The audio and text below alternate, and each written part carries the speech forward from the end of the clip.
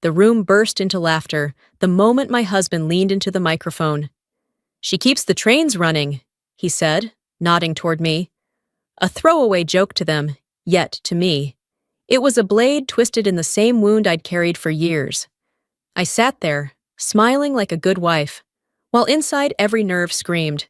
I had orchestrated midnight airlifts, rerouted convoys through hurricanes, stopped cyber attacks before Wall Street ever knew it was under fire. Yet all they saw was an office clerk. My name is Serenya Locke, and that night, under the chandeliers and polite applause, something inside me snapped. The silence I'd chosen for years was about to end. Crystal light spills off the SR-71 Blackbird hanging above the room, while a brass medley smooths over small talk. I keep to the wall in a navy trench, fingers tight around a small leather notebook, the one that holds more truth than any toast tonight. The MC calls Adrian Cole to the stage to honor his logistics contribution. Chairs scrape, cameras rise. Across our table, Walt leans back in his marine cut suit and says to the man beside him, loud enough to cross the linen and land, "Office clerk in a uniform." The words don't surprise me. They never do. They just find the same old scar and press. I watch the bourbon swirl in his glass instead of his eyes. Sunday dinners in Tacoma slide through my head in fast cuts, plates passed over me, stories that stop when I enter, a laugh that says, "Sit down and be quiet." I swallow it the way I always have. Straight, no chase. My phone buzzes once against my palm. Encrypted text from SOC. JBLM. Ransomware payload staging. ETA 6EH. Advise. The air tightens. Music and applause fade to a hum as muscle memory takes over. Assess, isolate, act. A second buzz. From Harper. Board approved. Brigadier General select. If tonight stays clean, it can go public. I breathe in, slow and even. The trench suddenly feels heavier, like a shell I've outgrown. I straighten from the wall and lift my head toward Walt. He's still talking, still certain of his place in this room and mine in the shadows. I let the silence stretch just long enough to choose. Tonight won't end the way he thinks. At 3 a.m., in a storm that rattled the roof, I sat in the SOC with a headset digging into my temples and a flight plan on hold. Air traffic control wouldn't clear the corridor. The hurricane bands were closing. I argued altitude, fuel, and minutes like they were lives, because they were. When the screen finally flashed green, I wrote it down the way I always do. Flight rerouted, 245 patients alive.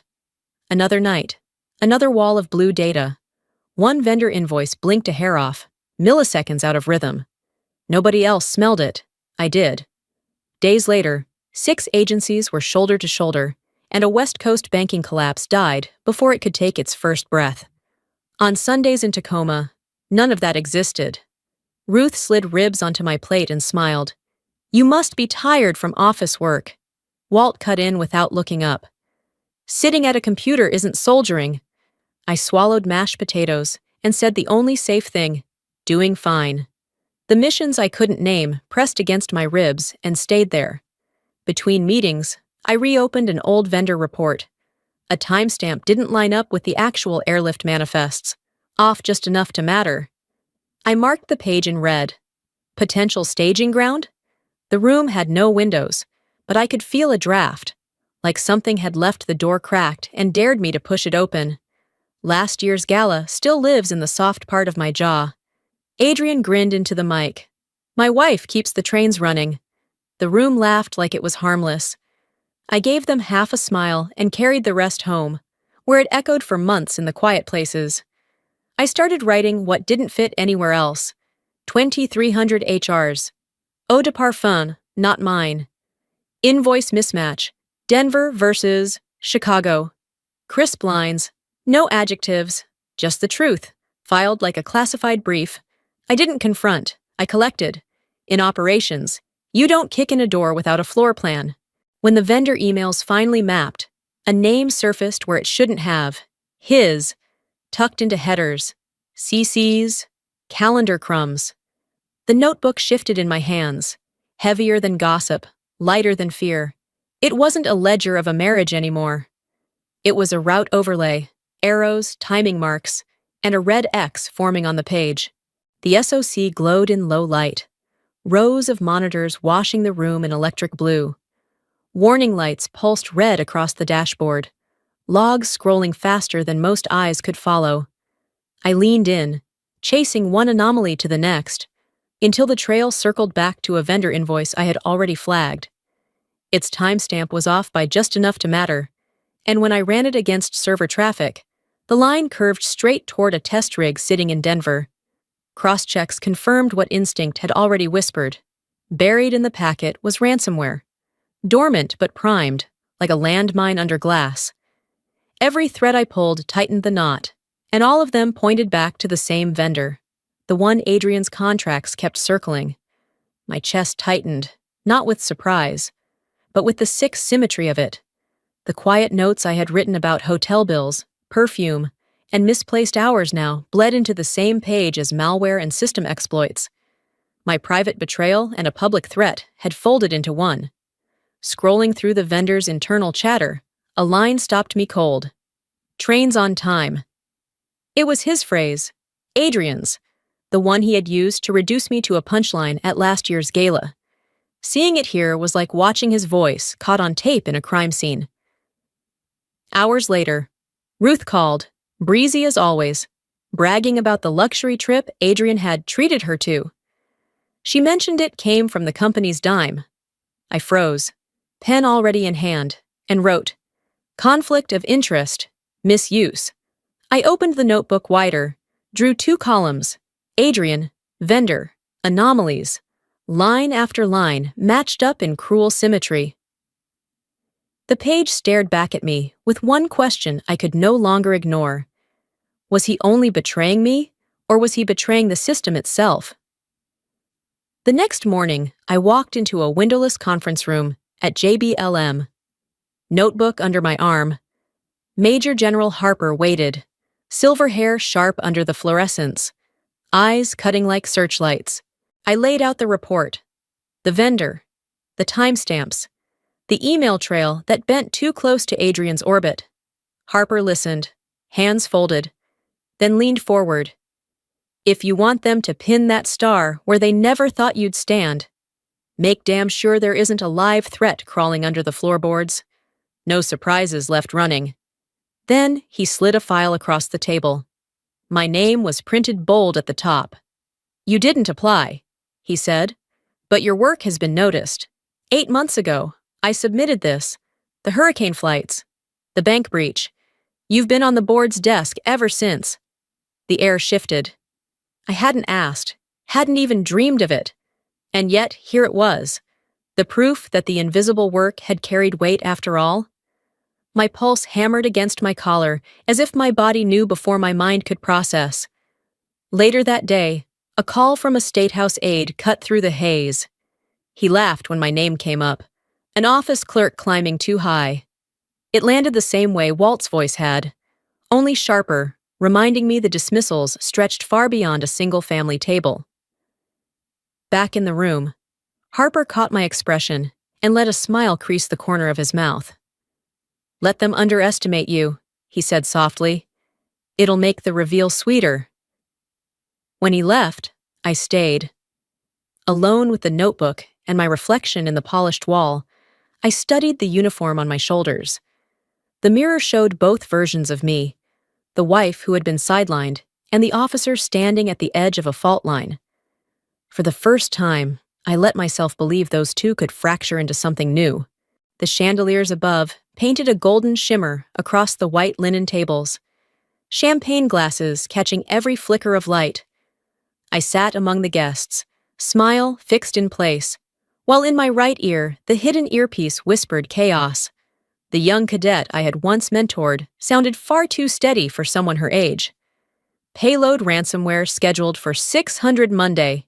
If it isn't removed, the entire regional banking grid will lock down. I lifted my glass, clinked it politely, with a kernel across the table, and let out a laugh that matched his. On the surface, I was another guest enjoying jazz and wine. Inside, I was counting seconds, watching a different kind of clock tick down. It was like living in split screen, velvet music and champagne flutes on one side, a digital storm tearing through circuits on the other. Then the cadet's next report tightened the knot. The kill switch was tethered to a single device, Adrian's personal laptop. Vendor logs confirmed it. My fork paused midair, but I forced it down as if nothing had happened. A cluster of guests behind me whispered just loud enough. "She's only ever done office work." The words dug like glass, but before I could breathe it in, Walt's voice cut through, flat and hard. "She's served more than any of you will ever know." He didn't look at me when he said it. He didn't have to. For the first time, the wall of his silence cracked. I closed my eyes for one long beat. On one side, malware seconds away from ignition. On the other, a man who had finally spoken up for me after years of disdain. The ice that had held both my life and my family in place was beginning to fracture. The back corridor of the gala smelled faintly of roses and expensive cologne. Shadows stretched long under the amber lights, muffling the music from the ballroom. Adrian was already reaching for his phone when I stepped in front of him. "Do you have access to the vendor's test rig?" My voice was quiet, but sharp enough to cut. He froze, eyes sliding sideways, fingers tapping the phone like it could shield him. The cologne rose stronger as he shifted closer to the wall, the same scent I'd logged weeks ago in my notebook. His lips moved, half denial, half excuse, but I didn't wait to hear it. In my ear, the cadet broke in. "Found the kill switch. It matches, ma'am. It's your old code signature." My stomach dropped. 3 years ago, I had written that sequence for a security prototype. Now it had been twisted into a weapon. The cadet's voice sharpened. "We've stripped it out. Payload neutralized. All systems clear."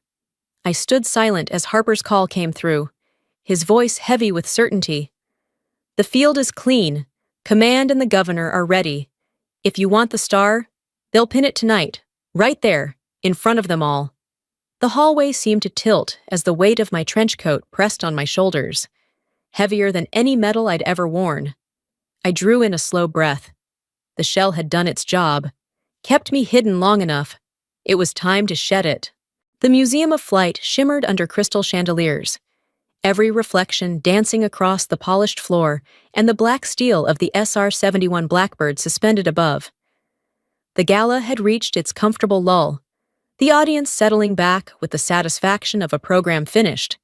Chairs scraped, murmurs rose, waiters moved toward the doors with trays of champagne. Then the MC lifted the microphone again. His voice carried a weight that sliced through the chatter. "Before we close, we have one final unscheduled recognition." A ripple of confusion swept the room. Guests paused mid-stand, some turning with faint irritation, others curious. I felt my pulse steady as I rose. My hands moved with deliberate calm to the trenchcoat buttons. Each snap released felt like an echo chamber collapsing, until the last one gave way and the coat slid from my shoulders, falling in a hushed whisper onto the stone floor. Gasps flared. The white service dress beneath caught the chandelier light, blazing in stark contrast. At my collar gleamed 2 silver stars. For a suspended beat, the entire room seemed to forget how to breathe. A glass shattered somewhere near the back, the sound too sharp against the silence. Adrian froze, lips parted in an unfinished word, his eyes locked on mine as though he'd never seen me before. Walt's knuckles whitened around the arm of his chair, his usual smirk erased, leaving him emptied of certainty. Even Ruth's hands fluttered to her mouth, as if she could hold in disbelief. I began to walk. Each step echoed with the click of my heels against marble, precise, unhurried, deliberate. The trench behind me lay discarded, the shell I no longer needed. The MC's voice followed, resonant and clear. "Brigadier General Serenya Locke." General Harper stood waiting at the podium. When I reached him, he took my hand firmly, then pinned the stars with the kind of grip that said both acknowledgement and solidarity. The weight settled on my collar, cool against my skin, heavier in meaning than in mass. Applause rose hesitantly at first, scattered claps breaking the silence, until it gathered momentum. Row by row, the audience stood, their ovations swelling into a thunder that filled the hall. My chest rose, but I did not smile. I let the sound wash over me, not as validation, but as a marker that the years of silence had ended. When I spoke, my voice cut through the applause without strain. Strategy is not soft. Logistics is not background. Behind every medal, there are names you'll never know, people who built the bridge in the dark so others could cross into the light. You don't need a rifle to serve. Sometimes all you need is a spine of steel. The room held its breath in the space that followed, then broke again into applause, louder than before, as though the truth of it had reached them deeper than the ceremony alone. I let the sound carry on without rushing to fill it. When I finally turned my gaze outward, I locked eyes with them, Adrian still pale and silent, Ruth trembling with emotion, and Walt, rigid but unable to look away. For the first time, it was not me shrinking under their judgment. It was them forced to see me as I had always been, and I stood there, stars blazing at my collar, letting them reckon with the reality they could no longer deny. The air in the side room still carried the tang of champagne and perfume, though the party outside had already swallowed the evidence. A single lamp cast a pool of amber across the wooden table, draped in a wrinkled white cloth. I set my leather notebook down in the center, the sound of its spine striking the wood louder than it should have been. When the Inspector General leaned forward, I opened it without ceremony. Pages of tidy handwriting stared back. Misaligned invoices, timestamps that defied the flight logs, email chains that repeated themselves like ghosts. Alongside them, my quieter notes, eau de parfum, not mine. Hotel charge, Denver versus Chicago. Each line cataloged with the same precision I used in classified briefs. What had once been fragments of suspicion now formed a complete ledger. The door creaked, and Adrian entered. His face had none of the charm he wore on stage. He looked pale, older, eyes rimmed in defeat. For a long moment, he just stared at the notebook, as though its contents might vanish if he willed it hard enough. Then he whispered, voice frayed, "Don't bring down the whole company. There are people who will lose their jobs, families. They're innocent." I let the words hang, not because I doubted them, but because I wanted him to hear the silence that followed. Then I said, calm and even, "I protect them, but you are not on that list." He flinched like I had struck him. The Inspector General made a small note in the margin of his file, eyes never leaving me. I reached into my bag, pulled out the wedding ring I had kept tucked in a pocket of my wallet. For years it had been weightless, just another object I carried out of habit. Tonight, it was lead. I placed it on the open notebook, the metal catching the lamplight, before coming to rest atop the record of his betrayals. No shouting, no pleading, no theater. The marriage ended the way my service had always been carried out, in silence, but with finality. The Inspector General closed the file with a firm nod. He didn't need speeches. The evidence spoke for itself. Across from me, Adrian slid into a chair, shoulders collapsing inward, staring at the ring as if it were a verdict. For the first time, he looked small. For the first time, he understood the power no longer sat in his hands. 6 months later, the garage in Tacoma glowed under the buzz of a single fluorescent tube. Against the far wall stood a glass cabinet that hadn't been there before. Inside, carefully arranged, was a photograph of me the night I was pinned with my stars, the medal itself resting beside it. Next to both sat a neatly folded flag from Walt's own service. He stood a few feet away, arms stiff at his sides, eyes fixed on the display. For a long moment, he said nothing, then his voice cracked just slightly. I wasted too many years before I saw it clear. I met his gaze, steady and calm. My worth was never yours to decide, but I do respect the change. The silence between us was no longer hostile.